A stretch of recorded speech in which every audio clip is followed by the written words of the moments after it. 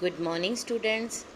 Today I am going to continue my lecture for plus 2 arts political science, and the name of the chapter is New Center of Powers.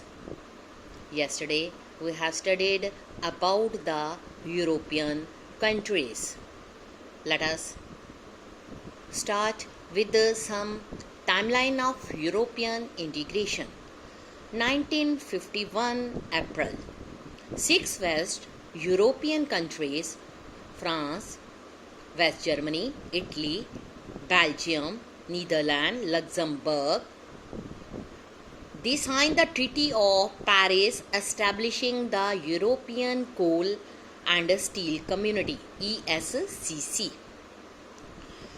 ECSC 1957 March 25.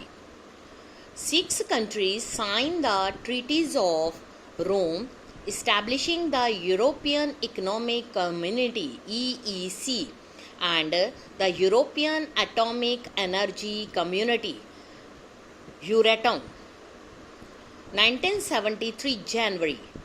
Denmark, Ireland and United Kingdom joined the European Community. 1979 June. First direct election to the European Parliament. 1981 January. Greece joined the European Community. 1985 June.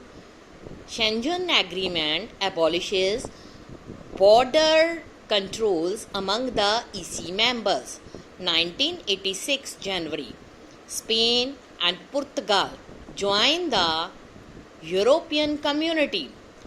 Next, 1990 October, unification of Germany.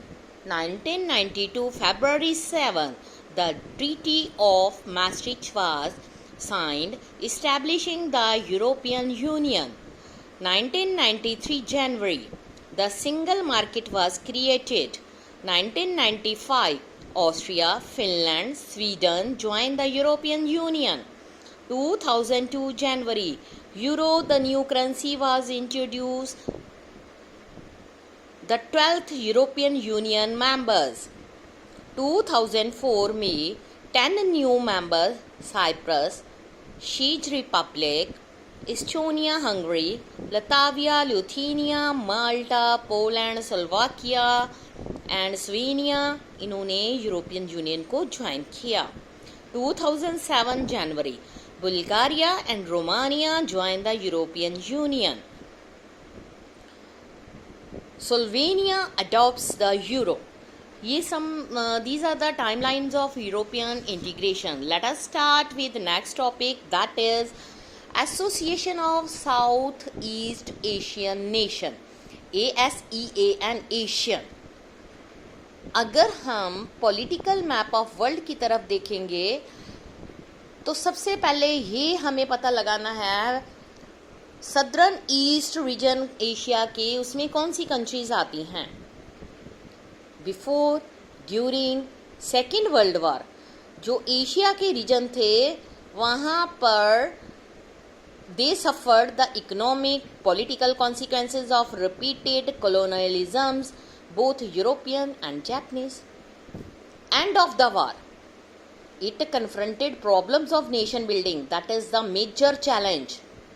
The ravages of poverty, economic backwardness and pressure to align with one great power or another during the Cold War.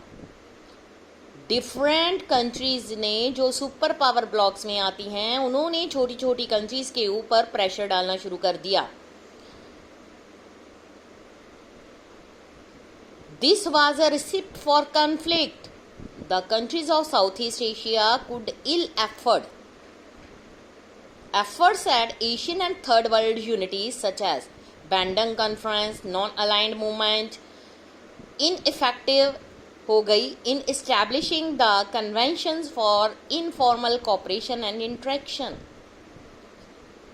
क्योंकि war में जो super power block थी उन्होंने इन countries के ऊपर colonialism बनाने के लिए उनकी इकोनॉमी को अपने साथ मिलाने के लिए बहुत सारे प्रेशर्स लगाने शुरू कर दिए, जिसके कारण नॉन अलाइंड मूवमेंट जो थी वो पीस एंड कोऑपरेशन बनाने के लिए फेल हो गई।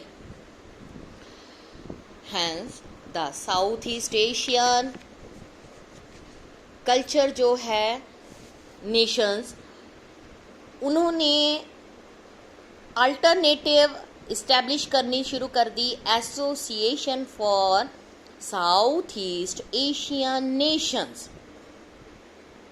जब एशियन को इस्टेब्लिश किया गया 1967 में, तो उस टाइम सिर्फ 5 कंट्रीज थी इस रीजन में। वो थी Indonesia, Malaysia, Philippines, Singapore, Thailand. इन्होंने बैंकॉक डिक्लेरेशन को साइन कर दिया।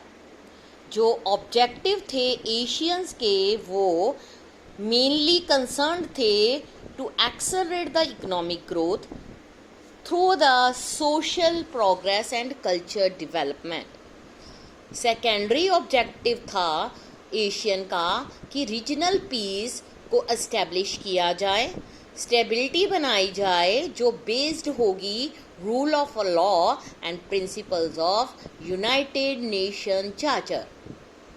जैसे जैसे ईयर्स बीतते गए, ब्रुनई, जेरूसलम, वियतनाम, लाओ, पीडीआर, म्यांमार, बर्मा, कंबोडिया, इन सब ने एशियंस को ज्वाइन कर लिया। 5 मेंबर्स के बाद एशियंस की जो स्ट्रेंथ थी वो 10 हो गई। यूरोपियन यूनियन की तरह एशियन कंट्रीज़ की भी एक लिटिल डिज़ायर थी कि वो भी सुपर नेशनल बने in the field of structures and institutions.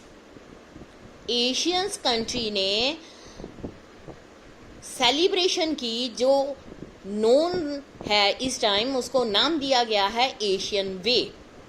एक तरह की इंटरेक्शन है जो कि informal, non confrontationist and cooperative है। नेशनल सॉवरेनिटी जो है is a critical to the functioning of ASEAN. With some of the fastest growing economies in the world, ASEAN ने अपने ऑब्जेक्टिव्स को ब्रॉडन करना शुरू कर दिया beyond the economic and social sphere. 2003 में एशियन जो है moved along the path of European Union, agreeing to establish ASEAN community comprising 3 pillars. इसमें उन्होंने 3 तरह की मतलब ऑर्गेनाइजेशन कम्युनिटीज़ बनाई। 3 पिलर्स उनको एशियन के नाम से जाना जाता है। ये 3 पिलर्स हैं Asian security community, Asian economic community, Asian socio culture community. Let us study with Asian security community. जो एशियन सिक्योरिटी कम्युनिटी है, based on the conviction that outstanding territorial dispute जो हैं वो इस तरह से सॉल्व नहीं हो सकते कि उनके बीच में एग्रीमेंट किया जाए। उनके लिए सॉल्यूशन के लिए सिर्फ आर्म्ड कन्फ्रंटेशंस की ज़रूरत है। 2003 एशियन ने बहुत सारे एग्रीमेंट्स को साइन किया। उनमें से मेंबर स्टेट ने ये प्रॉमिस किया कि वो एशियन में peace, neutrality, cooperation, non interference, respect for national differences, sovereign rights ये बनाकर रखेंगे।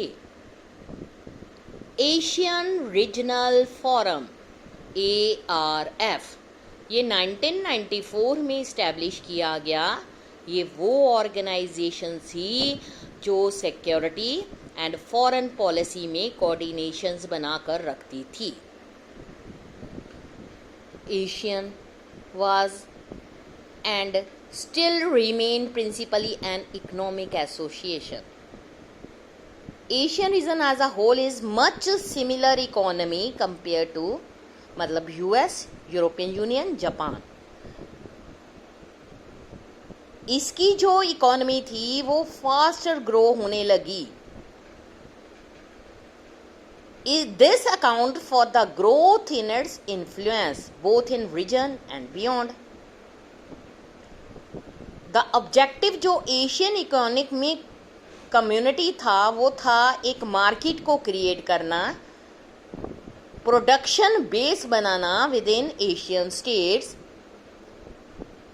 To aid social and economic development region में देना। जो इकोनॉमिक कम्युनिटी थी वो चाहती थी कि जो एग्जिस्टिंग एशियन एक्सक्यूज मी कि जो existing Asian dispute settlement mechanisms हैं वो जितने भी इकोनॉमिक डिस्प्यूट्स हैं उनको सॉल्व कर सके। एशियन ने एक फ्री ट्रेड एरिया इन्वेस्टमेंट के लिए स्टार्ट किया, FTA। लेबर और सर्विस के लिए भी ये हेल्पफुल था। US, चाइना ऑलरेडी नेगोशिएट कर चुके थे FTAs विद एशियन के साथ। ये था एशियन का। इसके आगे नेक्स्ट चाइना और इंडिया के साथ कैसे एशियंस ने कोऑपरेशन करी ये मैं अपने कल के लेक्चर में बताऊंगी। Thank you students.